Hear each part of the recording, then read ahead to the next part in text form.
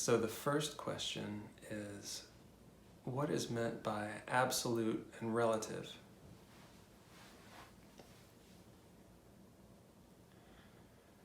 Absolute truth means it is always true. It is always the case. And a relative truth means that it's sometimes the case. So when you're working at the God level, or the most primal level, where you can't break anything down anymore, I'm an American, I'm a male, I'm a human, I'm an earthling, I'm cellular, I'm atomic, you break it down to all these levels, right? But when you can't go any further, and the stuff where it all is one, that is the realm of the absolute. That's what we call the absolute, or primal, because it's the beginning, it's the very origin. And I think that has something to do with what is meant in the Bible by I am the Alpha and the Omega. I am the origin of it all, and I'm also the most superficial thing of all. I am the fingernail, I am the molecules, and I am that primal energy.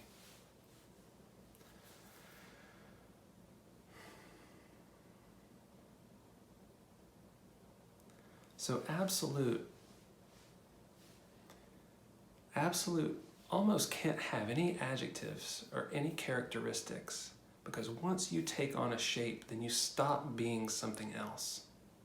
Once you put the clay in the oven, it stops being clay. It stops being pliable. And if something isn't always true, then it's not true at the God level. If time breaks down near a black hole, then time is ultimately not a truth. Because time is not always true. It can't belong to God.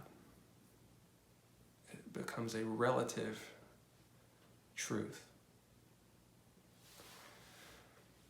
And one of the stories, allegories or something I use is, I think about if Jesus came down and he just showed up in your room and you're playing John Madden football or whatever you're doing on your video game, and Jesus sits down, he's playing this video game with you, and he says, "Oh, I just scored a touchdown," right?